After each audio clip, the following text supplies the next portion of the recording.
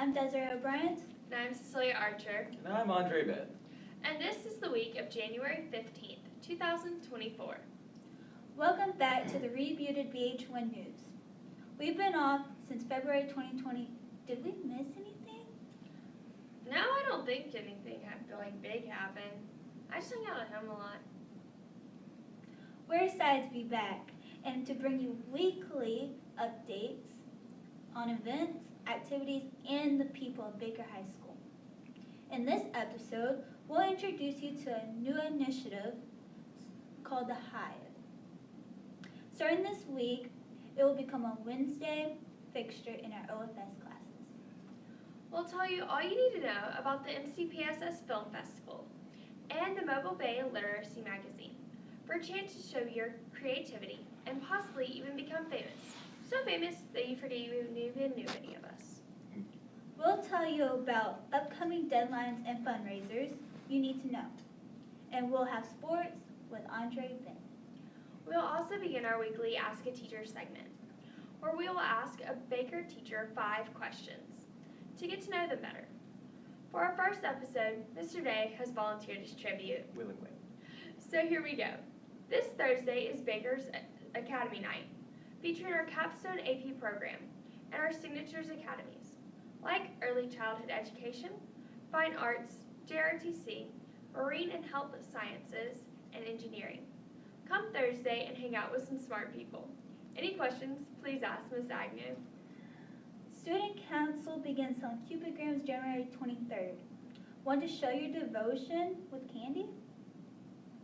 Buy a Cupidgram and they will be delivered during OFS before Valentine's Day. And just remember, teachers can see what you write.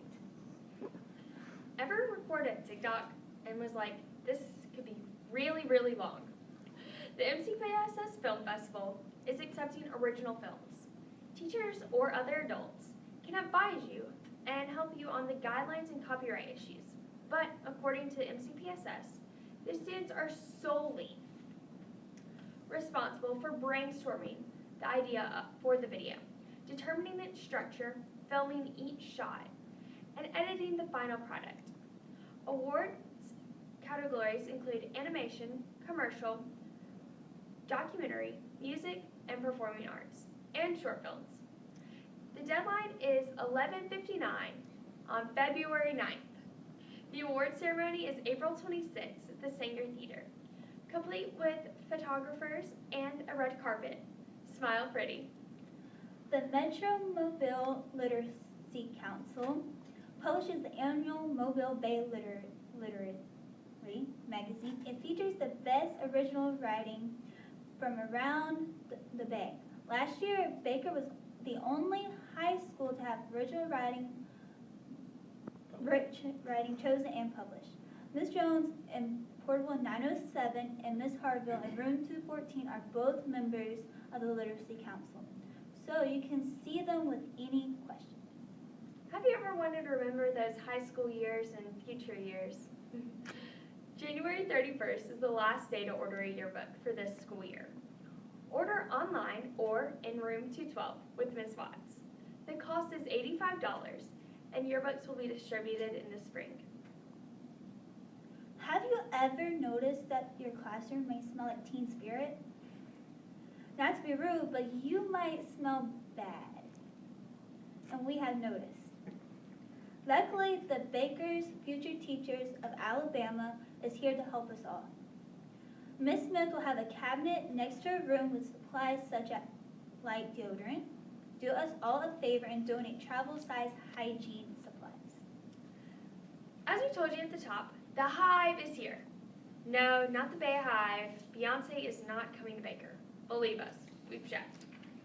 With such a large school, sometimes it might seem hard to feel like a community. Hive is a way we can all communicate, standing for honor, integrity, value, and excellence. We begin this week with honor. What does honor mean to you? How can we be honorable as students, as classmates, and as people? Weekly, you can nominate a student, teacher, or staff member who goes out of their way to make a difference.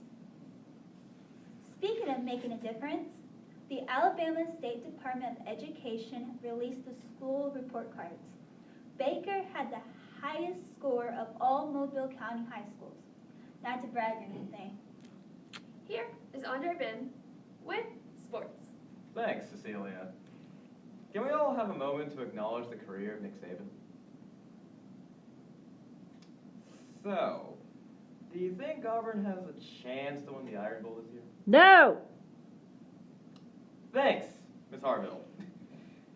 Anyways, our basketball team is busy this week, competing at Murphy next Tuesday? Tuesday. We're going with Tuesday. And at home, we're going against Davidson and Theodore Wednesday and Thursday, respectively. Our indoor track and field team has raised the bar, setting new Baker records.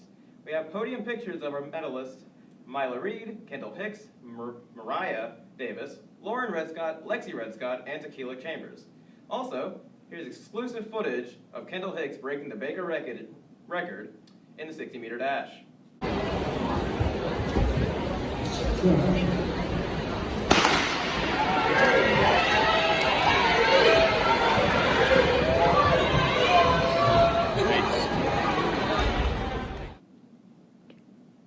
Thanks, Coach Oliver, for the video clip. Baker's dance team are your national champions.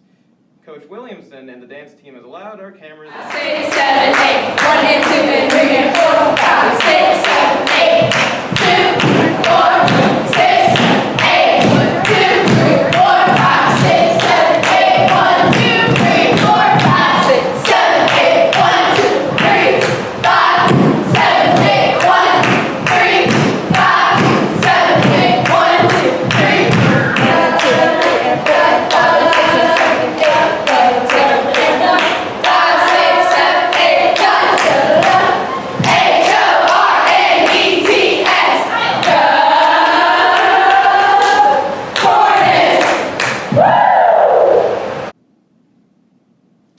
Coming up, we have interviews with both the dance squad members and our wrestling team like you've never seen them before. Because you haven't seen them before. Thanks, Andre. For our follow-up teacher, Mr. Day, is answering your burning English questions. Hello everyone, my name is Mr. Day. I am 10th grade English teacher here at Baker. This is my second year teaching here at Baker, and I'm answering a few questions. Question 1, what's my least favorite part of speech? My least favorite part of speech is actually interjections. As all my English students know, interjections are incredibly boring to talk about. You point them out, identify them, and move on. There's nothing interacting with the rest of the sentence. Question 2, what's the first book I fell in love with? The first book I really fell in love with as a piece of literature would be Dante's Divine Comedy. I didn't actually read that until I was in high school. When I was younger, when I was a wee little kid, I actually read much more nonfiction. When I was in elementary school, I thought I wanted to go into a STEM field, although we didn't call it STEM back then. But somewhere along the way, I had a number of very good English teachers here at Baker. I believe the only one who's still here is Miss Burns, so shout out to Miss Burns for being such a wonderful senior English teacher, who kind of pushed me, I think, in a better direction and really grew my love for literature. And so one of the things I remember reading as a sophomore was Dante's Divine Comedy. I really fell in love with the kind of imagery and the sentimentality of it. Question 3, what's my least favorite piece of classical literature? My least favorite piece of classical literature, and really my least favorite classical author, would be Charles Dickens. I know everyone says he's part of the canon, and he's a classic British author. He wrote stuff like Tale of Two Cities and The Christmas Carol, but I don't know what it is. I can't get into him. He is I think he's as boring as some students that feel Shakespeare is. There's just not a lot interesting going on there. I don't know everything I ever got over reading him in 8th grade. I think I still have a grudge against him for that. Question 4, why are books better than movies? Books are better than movies because you are creating the movie yourself in your own head. You're creating all the images yourself, and we all have our own kind of reactions to things as we're reading, and we get to then tailor make the images in our own heads in order to better engage with the story. And question 5. As an English teacher, can I identify and define the subjunctive past perfect conditional tense? All right, so the perfect tense is when the action's been completed, it's been perfected. So in English we form that with the helping verb has or have. The past tense version of that would be had. And then the conditional tense, or the continuous tense, is when we have ing on the end. But subjunctive, we don't really have that in English with an obvious tense. So I think this is something of a trick question here that doesn't have a real answer.